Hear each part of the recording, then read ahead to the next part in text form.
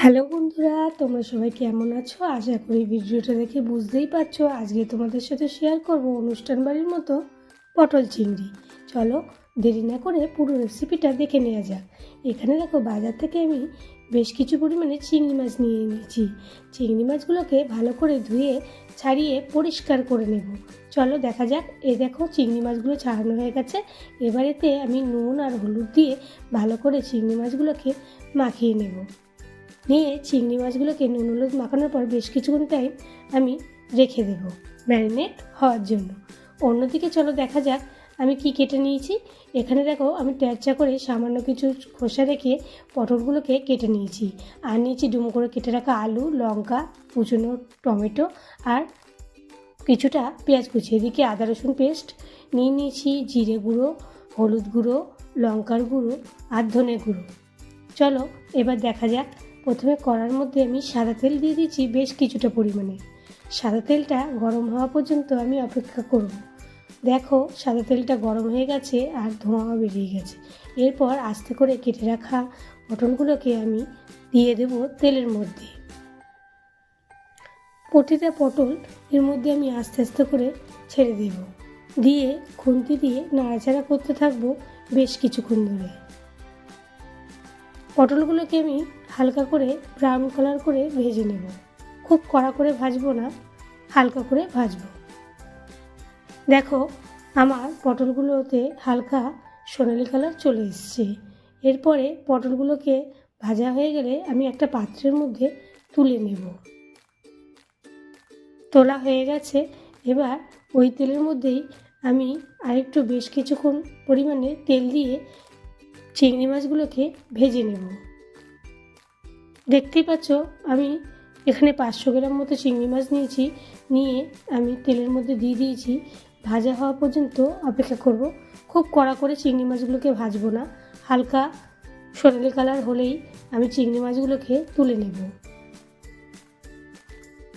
তোমরা দেখতেই পাচ্ছ চিংড়ি মাছগুলো আমার হালকা সোনালি কালারের রং চলে এসছে। এবার চিংড়ি মাছগুলোকে আমি তুলে নেব একটা পাত্রে। এবার কড়াতে বেশ কিছু পরিমাণে সাদা তেল আবার দিয়ে দেব। দিয়ে বেশ কিছুক্ষণ নাড়াচাড়া করার পরে আমি তেলটা গরম হয়ে গেলেই এর মধ্যে দিয়ে দেব শুকনো লঙ্কা আর তেজপাতা আর গোটা জিরে। দেখতেই পাচ্ছ এদিকে আমি তেজপাতা আর শুকনো লঙ্কাগুলো কড়াতে দিয়ে ভাজার জন্য সামান্য একটু খুন্তি দিয়ে নাড়াচাড়া করে নিলাম। তেজপাতা শুকনো লঙ্কা ভাজা হয়ে গেলেই আমি সাদা জিরে ফোড়নে দিয়ে দেব। দিয়ে আবারও নাড়াচাড়া করতে থাকব। জিরে, শুকনো লঙ্কা, তেজপাতা তিনটে একসাথে ভাজা হয়ে গেলে ডুমো করে কেটে রাখা আলুগুলো আমি তেলের মধ্যে দিয়ে দেব।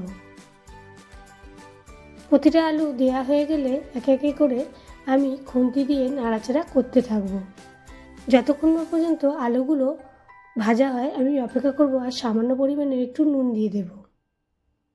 দিয়ে খুন্তি দিয়ে নাড়াচাড়া করব। আলুগুলো সোনালি কালার হয়ে গেলেই আমি তারপরে এর মধ্যে পেঁয়াজ কুচি দিয়ে দেব। আগে দিয়ে আমি বেশ কিছুটা পরিমাণে পেঁয়াজ কুচিয়ে রেখেছিলাম, তোমাদেরকে শেয়ার করেছিলাম। আলুগুলো দেখো হালকা সোনালি কালারের ভাজা হয়ে গেছে। এইবার আমি উপর থেকে পেঁয়াজ কুচিগুলো দিয়ে দিলাম। দিয়ে আবারও বেশ কিছুক্ষণ আলুর সাথে পেঁয়াজগুলোকে মিক্স করে নিলাম। যতক্ষণ না পর্যন্ত পেঁয়াজগুলো ভাজা হচ্ছে আমি অপেক্ষা করব। তোমরা দেখতেই পাচ্ছ বেশ কিছুক্ষণ নাড়াচাড়া করার পরে পেঁয়াজগুলো সামান্য পরিমাণে ব্রাউন কালারের রং চলে এসছে। এরপরে আমি কুচনো টমেটোগুলো দিয়ে দেব। কুচনো টমেটো দেওয়ার পরে খুন্তি দিয়ে আবারও বেশ কিছুক্ষণ নাড়াচাড়া করব যতক্ষণ না পর্যন্ত টমেটোগুলো আলু পেঁয়াজের সাথে মিশে যাচ্ছে। 4টে চেরা কাঁচা লঙ্কা দিয়ে দেবো উপর থেকে। দিয়ে খুন্তি দিয়ে বেশ কিছুক্ষণ আবারও নাড়াচাড়া করতে থাকবো। এরপরে ভাজা হয়ে গেলেই আমি আগে থেকে তোমরা দেখিয়েছিলে আদা রসুনের পেস্ট করে রেখেছিলাম, সেটা দিয়ে দিলাম। দেওয়ার পরে প্রত্যেকটা গুঁড়ো মশলা যে রেখেছিলাম, জিরে, ধনে, লঙ্কা, হলুদ, সব মশলা আমি এর উপরে একসাথে দিয়ে দেব। তার আগে আদা রসুনটা ভালো করে আমি কষিয়ে নেব যাতে না গন্ধ বেরোয়। এরপরে পুরো মশলাগুলো আমি সব একসাথে দিয়ে আদা রসুনের পেস্ট করেছিলাম যে বাটিটায়, সেই বাটি দেওয়া জলটা আমি দিয়ে দেব। দিয়ে খুন্তি দিয়ে আস্তে করে মশলাগুলো ভালো করে আলু পেঁয়াজের সাথে মিক্স করে নেব। তোমরা দেখতেই পাচ্ছ এখানে আমি খুব হালকা হাতে মশলাগুলো আলুর সাথে মিক্স করে নিয়েছি। মিক্স হয়ে গেলে আমি বেশ কিছুক্ষণ ধরে মশলাগুলো আলুর সাথে কষাতে থাকবো, যাতে মশলার গন্ধগুলো না থাকে। উপর থেকে সামান্য একটু চিনি দিয়ে দেব, দিয়ে কষাতে থাকবো যতক্ষণ না মশলা দিয়ে তেল ছেড়ে দিচ্ছে, ততক্ষণ পর্যন্ত আমরা অপেক্ষা করব। দেখতেই পাচ্ছ আমি মশলা দিয়ে তেল ছাড়ার জন্য অপেক্ষা হওয়ার আগে স্বাদ অনুযায়ী নুন দিয়ে দিলাম। যেহেতু আমি আলু ভাজার সময় খুব অল্প পরিমাণে লবণ দিয়েছিলাম, তাই এখানে আমি একটু বেশি পরিমাণে দিয়ে নিলাম। দিয়ে আবার নাড়াচাড়া করার পর তোমরা দেখতেই পাচ্ছ মশলা দিয়ে তেল ছাড়া শুরু হয়ে গেছে। এরপরে বেশ কিছুক্ষণ নাড়াচাড়া করব।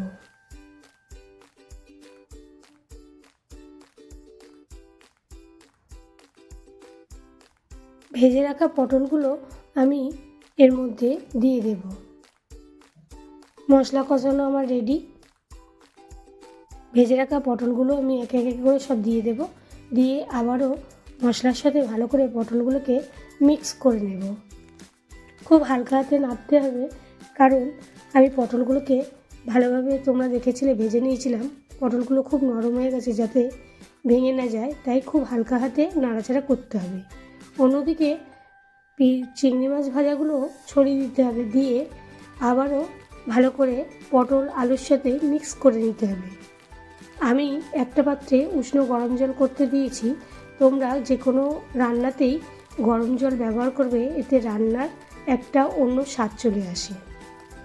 তাই ভালো করে মিক্স হয়ে গেলে আমি উষ্ণ গরম জল এর মধ্যে দিয়ে দেবো, খুব সামান্য পরিমাণের। দিয়ে খুন্তি দিয়ে ভালো করে জলের সাথে আমি মশলাগুলো আর সবজিগুলো মিক্স করে নেব। ভালোভাবে মিক্স হয়ে গেলে আমি ঢাকা দিয়ে দেব। বেশ কিছুক্ষণ পরে ফুটে ওঠার জন্য অপেক্ষা করব। ফুটে উঠলে তোমরা দেখতেই পাচ্ছ সুন্দর একটা রং চলে এসছে। এবার আমি খুন্তি দিয়ে ভালো করে মিক্স করে নেব। আরও একটুখানি ফোটানো অপেক্ষা করব। তার আগে আমি কিছু ধনেপাতা ধুয়ে কুচিয়ে রেখেছিলাম, উপর দিয়ে ছড়িয়ে দেব। ধনেপাতাগুলো বেশি পরিমাণে দিয়ে ভালো করে খুন্তি দিয়ে মিক্স করে নেব সবজির সাথে।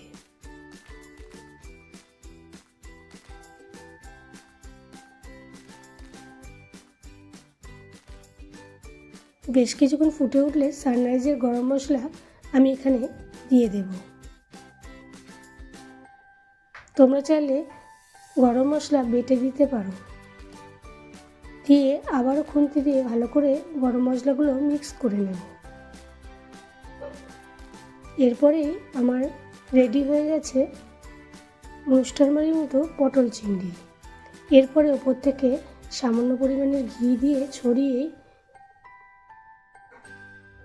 গ্যাসের ফ্লেমটা একদম কমিয়ে আমি ঢাকা দিয়ে দেব 2 মিনিটের জন্য। তো বন্ধুরা, আমার আজকের রেসিপিটা কেমন লাগলো? এবার গরম গরম ভাতের সাথে সার্ভ করে দেবো আমাদের সুস্বাদু পটল চিংড়ি। তাহলে বন্ধুরা, আমার রেসিপিটা যদি তোমাদের ভালো লেগে থাকে, অবশ্যই লাইক, কমেন্ট আর শেয়ার, সাবস্ক্রাইব করে আমার পাশে দেখো। টাটা।